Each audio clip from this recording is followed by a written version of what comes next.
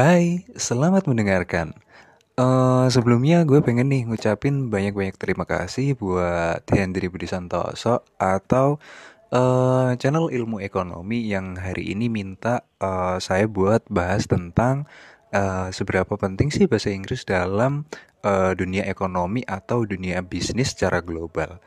Nah, sebenarnya masih banyak tuh, orang-orang atau pakar-pakar yang sekiranya, bisa nih dimintai, argumen atau opini ya, kayak anak sastra atau anak ilmu ekonomi atau anak, hukum internasional dan ya bisa dari perspektif ekonomi itu sendiri sih.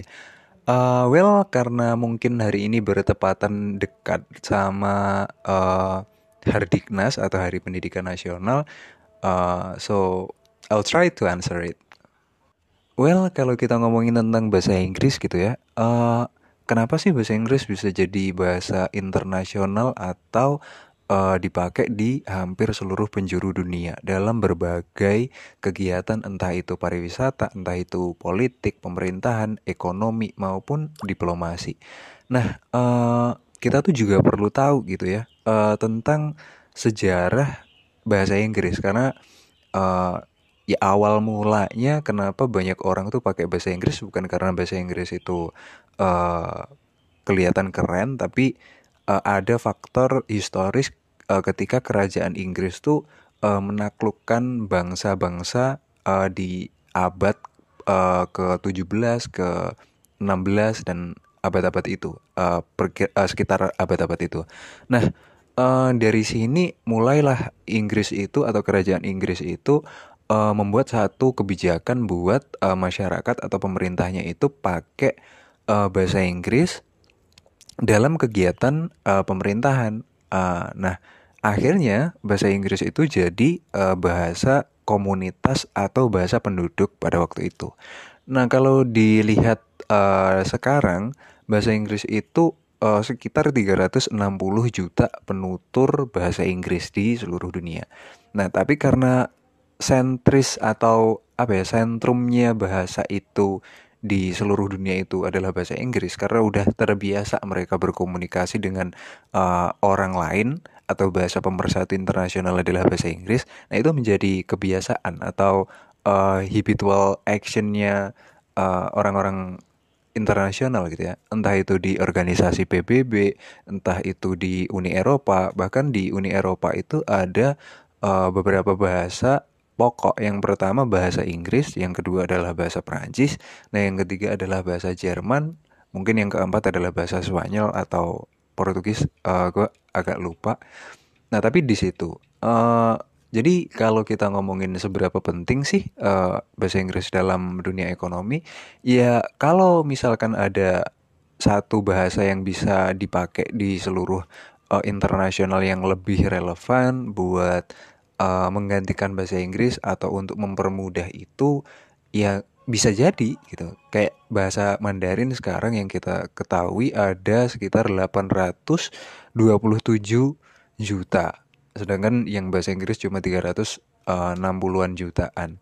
Nah, itu kan ada perbandingan selisih jauh. Nah, tapi permasalahannya bahasa Mandarin ini tuh apa ya? Dia itu digunakan oleh warga Tionghoa sendiri atau mayoritas yang Tionghoa atau punya keturunan Tionghoa. Nah, di dalam bahasa Mandarin itu ada yang namanya Mandarin tradisional sama Mandarin modern. Nah, ini nih yang fakta uniknya dari bahasa Mandarin itu, dia punya kesulitan tersendiri di penghafalan apa? Hurufnya kayak kanji itu atau biasa dibilang hanse gitu ya. Mungkin yang anak jurusan Mandarin bisa komen di bawah. Nah, menurut gue sebagai menurut gue sebagai apa ya, anak yang belajar bahasa Inggris atau gue dari jurusan bahasa Inggris itu tuh melihat bahwa bahasa Mandarin itu susah karena ya itu tadi ada kendala di penulisannya yang rumit, dan lain sebagainya, ada intonasi dan nada-nadanya gitu ya. Kalau misalkan di bahasa Inggris itu ya dipakai di Inggris, ya dipakai di Amerika, dipakai di Kanada, dipakai di Australia, dipakai di Singapura, dipakai di Kuala Lumpur di Malaysia, dipakai juga di India, dipakai di eh, Selandia Baru dan banyak lagi tempat yang ada di dunia pakai itu. Well, kalau ditanya seberapa penting sih penggunaan bahasa Inggris dalam dunia ekonomi maupun bisnis secara global, ya gue bilang bisa dikatakan sangat penting ya karena eh, ya itu masih saling dapat untuk mengkaitkan satu negara dengan negara yang lain dan berbeda benua, antar budaya dan antar kebiasaan gitu. Nah nanti nggak kebayang kalau misalkan setiap negara itu punya otoritas negaranya masing-masing. Nah, tapi sebenarnya nggak menutupi kemungkinan juga gitu kalau mereka itu bisa buat bahasanya bisa jadi bahasa keenam mungkin atau kelima atau mungkin bahasa ketiga di dunia itu bisa bergantung dari banyaknya penutur atau banyaknya atau seringnya digunakan di dunia internasional. Mungkin itu ya dari gua. Kalau misalkan ada yang kurang bisa ditambahi sama teman-teman di bawah. Eh, Tetap support channel ilmu ekonomi.